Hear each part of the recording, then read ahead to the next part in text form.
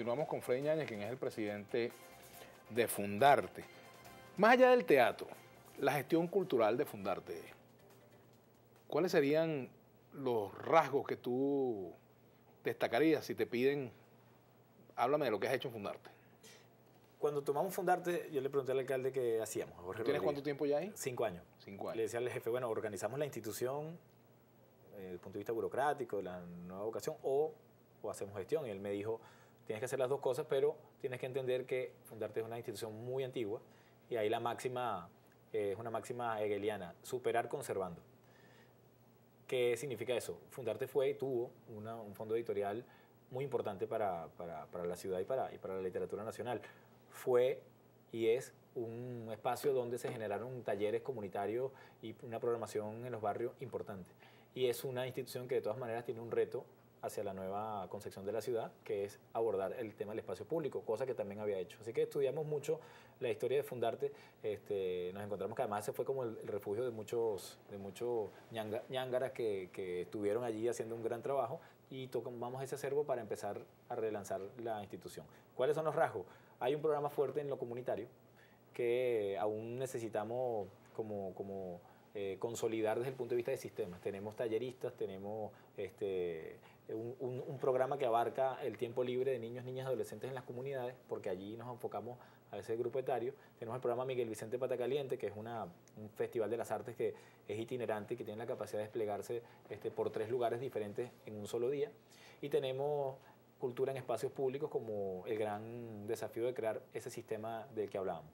Aquí de lo que se trata es que podamos nosotros entender cuántas plazas tenemos y cuáles son las capacidades que tenemos para desplegarnos en esas plazas y cómo incorporamos a los ciudadanos y a las comunidades a un empoderamiento de la programación cultural dentro de esas plazas. Que cuando digo programación cultural no todo es tarima, no todo es sonido, no todo es ese festejo clásico. También cómo las comunidades se expresan allí dentro de esos lugares, cómo expresan su identidad local y cómo desarrollan dentro de esos espacios una programación. Por ejemplo, los consejos comunales en las comunas, ya que tocas ese tema, creo que es importante evaluar qué hacen ustedes para promover también esos espacios dentro de los consejos comunales y las comunas, porque no se trata solamente del hecho reivindicativo. Se supone que una forma de organización social también va dirigida a estimular las diferentes manifestaciones de la vida humana, ¿no? La comuna y los consejos comunales tienen sus vocerías de cultura y ellos generan ya una programación por sí mismos. Esas programaciones a veces están destinadas a la memoria histórica. Pero ustedes lo apoyan. Y nosotros ahí tenemos solo un apoyo porque ya la comunidad está generando su propia programación y tiene su identidad en cada cosa que hace. Pero al mismo tiempo hay con los consejos comunales una relación que apuesta hacia la solución de algunos problemas que son sociales. Y aquí entonces el arte y la cultura no funcionan solo como una experiencia estética, sino también como una experiencia social. Por ejemplo, tenemos un tema importante de salud pública que es el embarazo precoz. Como obras de teatro, como literatura, como la pintura y cómo el arte se pone al servicio de abordar un problema que es crucial para nuestro país. Entonces allí tenemos con los consejos comunales como esos insumos para nosotros responder con programas sostenidos en el tiempo hacia determinadas necesidades. Por ejemplo, las comunidades en los últimos 4 congresos de cultura que se han hecho nos decían, lo que queremos en el tiempo libre de nuestros niños, niñas y adolescentes son talleres formativos en arte y en cultura, que respondan a, de alguna manera, la televisión y la oferta que tenemos desde el punto de vista de las telecomunicaciones, que es internet, los videojuegos y tal. ¿Cómo generamos un programa para eso? Entonces allí empieza a haber para nosotros un desafío de poner aunque el arte no es un elemento didáctico en sí mismo, puede servir en lo social para generar encuentros y para generar discusiones y también para ver cómo nos empoderamos de la solución de nuestros problemas. Y allí hay una relación que hay que fortalecer. Después en el espacio público está entendiendo espacio público como cualquier plaza que está no solo en la Caracas plana, también en la Caracas vertical. En los barrios tenemos espacios que la gente reconoce como espacios públicos, la cancha o una calle ancha. Un plan que hay. Exactamente. Entonces ahí podemos... un plan. Ahí tenemos como un programa donde allí la prioridad es los juegos tradicionales y la memoria local, o sea, cómo la comunidad ha ido contando su historia, cómo la comunidad ha ido desarrollando algunos elementos y el calendario mágico religioso popular que nos traza a nosotros una serie de actividades que empiezan en marzo y que terminan en diciembre. O sea, empiezan con la Cruz de Mayo y terminan con la Paradura del Niño, que es una manifestación andina, pero que por ese gran éxodo que ha habido en Venezuela, se ha arraigado como una práctica cultural. Entonces, allí tenemos una cátedra que se llama Abilio Reyes, que se encarga de, en las escuelas y en las comunidades, ir cultivando, ir fortaleciendo distintos elementos. Hay un rasgo identitario importante en lo social y también con temas sociales de interés, y hay un rasgo dentro de la ciudad plana o de los grandes espacios públicos de congregar a la gente. O sea, decirle a la gente, tú tienes derecho a ir al Teatro Municipal, tienes derecho a ir al Teatro Nacional, tienes derecho a ir a la plaza. Antes era, no, vamos a llevar la cultura al barrio. Eso que me parece además una cosa errónea conceptualmente, como si el barrio no tuviera ya cultura.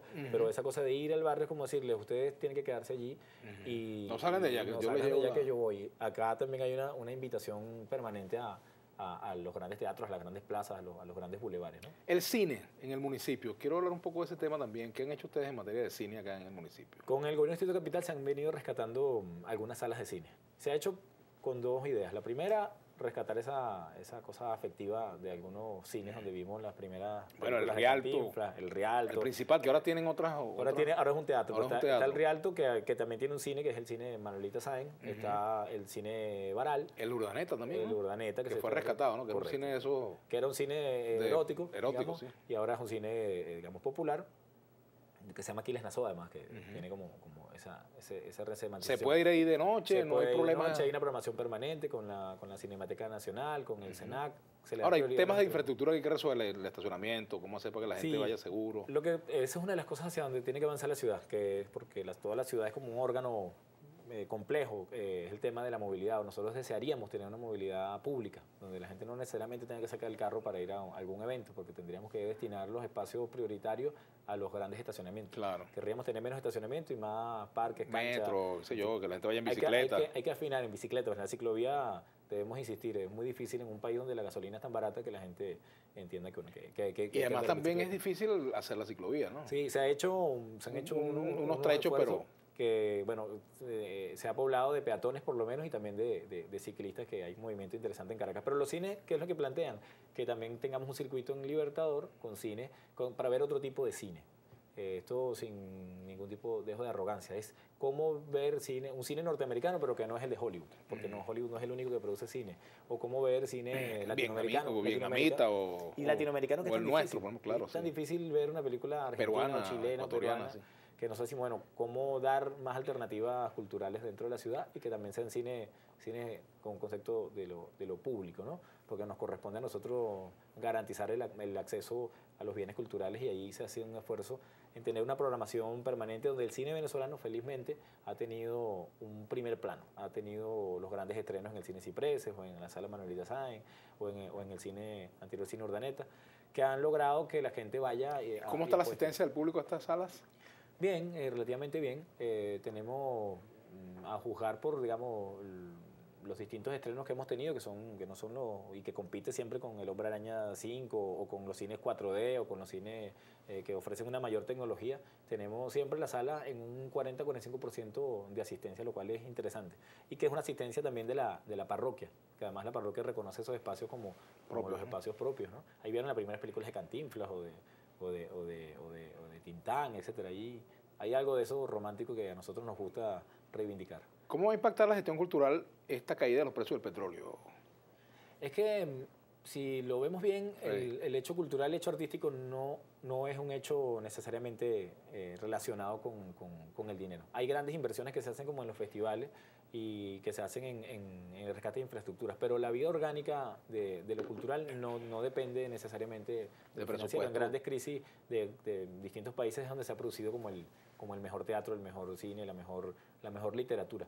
Y nosotros tenemos de todas maneras una fe y una expectativa en que el precio del petróleo no van a caer a puntos, digamos, irreductible o a puntos verdaderamente críticos. Creo que se tiende a normalizar. Pero de todas maneras no está dentro de la agenda del gobierno nacional reducir el gasto o la inversión, mejor dicho, en cultura y en arte, porque es que eso sería como un gran error. Hay gente que critica un poco en este contexto que se haga un festival porque dicen que es como un derroche de dinero, no sé qué.